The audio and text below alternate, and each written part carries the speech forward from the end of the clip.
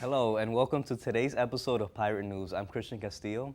And I'm Ryan Clayton. In today's episode, we will discuss our end of school year events, softball and baseball analysis, and our upcoming weather ahead.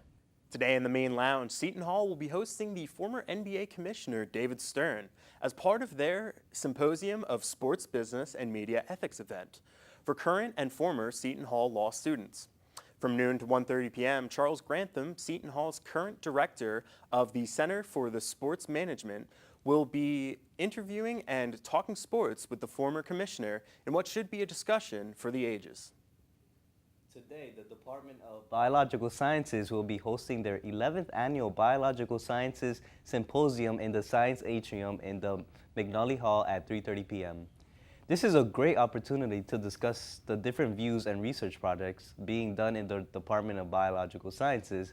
All are welcome to join as students and alumni present what they have discovered about life sciences.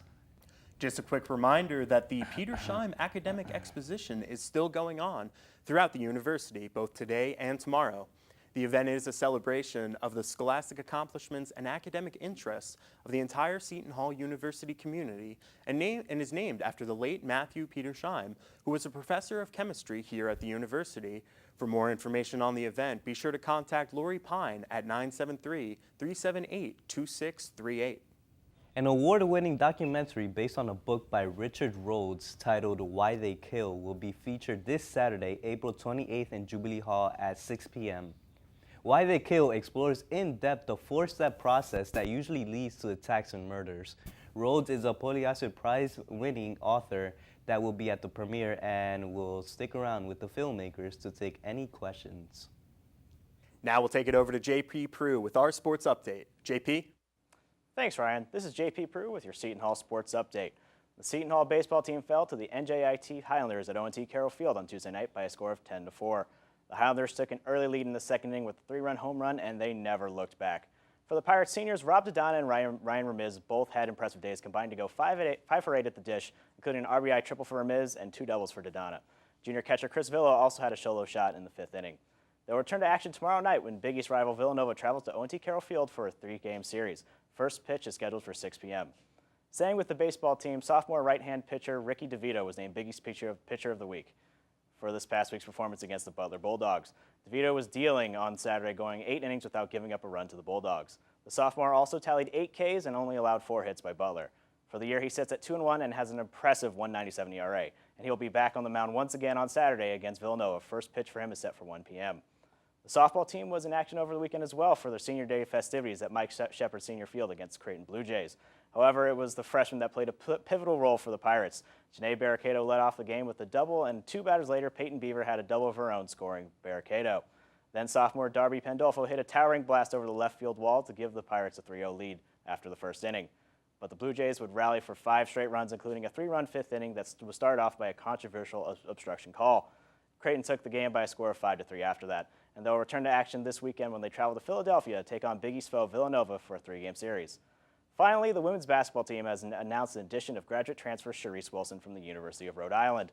Wilson has been a standout for the Rams and has received many accolades from the Atlantic 10 Conference, including being selected as an All-A10 performer as well as A10 Rookie of the Year in 2015. She averaged 19.1 points per game in her most recent season in 2016-2017 season, and for her career she has averaged 17 points per game. Wilson is now the 4th newcomer for the next year's team, including Iona transfer Alexis Lewis and incoming freshmen Femi Funes and Whitney Howell. You know what, that's going to do it for your Seton Hall Sports Update. Now back to Ryan and Cristian with more of the news you need to know. Thanks, JP. SHU will be hosting another spring concert this Monday, April 30th at 7 p.m. at the SOPAC.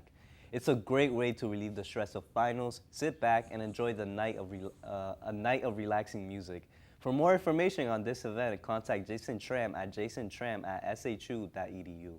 Today at noon in the Jubilee Hall, the Office of International Programs and the Career Center are teaming up for the Study Abroad Career Cafe, which is aimed to help students learn how to communicate the value of their experience abroad to potential employers and school officials. Students can use this information and incorporate it into their resumes and networking opportunities down the road. And now we'll take it over to Jillian Yarznbowicz with your 5-day weather forecast. Jill? Thanks, Christian. Jillian Yarznbowicz here with your 5-day weather forecast for the South Orange area. Today we get a break from those rainy skies we saw yesterday with only some clouds in the sky and a high of 69 and a low of 50. But hang on to those umbrellas because we will be seeing rain again tomorrow with a high of 57 and a low of 48. Heading into the weekend, Saturday promises sunny skies with a high of 66 and a low of 42. This weather will continue into Sunday as we'll have a sunny Sunday with a high of 59 and a low of 39. Finally, Monday we will see temperatures rise even more with sunny skies and a high of 69 and a low of 49. And that does it for your 5-day weather forecast. I'm Jillian Yarznbowicz. Now back to Ryan and Christian with more of the news you need to know. Thanks, Jill. Make sure you come out today at 3 in the Beck Rooms here at Seton Hall to listen to Barry Friedman lead a discussion titled A Look at U.S. and China Economic Relations. Mr. Friedman has decades of high-level public and private experiences in China and East Asia, and will discuss U.S. and China relations as well as current challenges, including trade issues between the two countries. For all the treasurers of SHU, May 1st will be the deadline to fill out and complete the budget application form.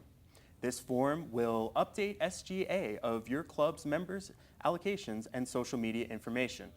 If this form is not filled out by May 1st, your club will not be able to receive a budget for next semester, therefore not be able to host any events. For any more information on this, or if you have any questions, contact Devine Tamal at devine.tamal@student.shu as soon as possible. And that's all we have for Pirate News. I'm Cristian Castillo. And I'm Ryan Clayton. Thanks for watching and have a great day.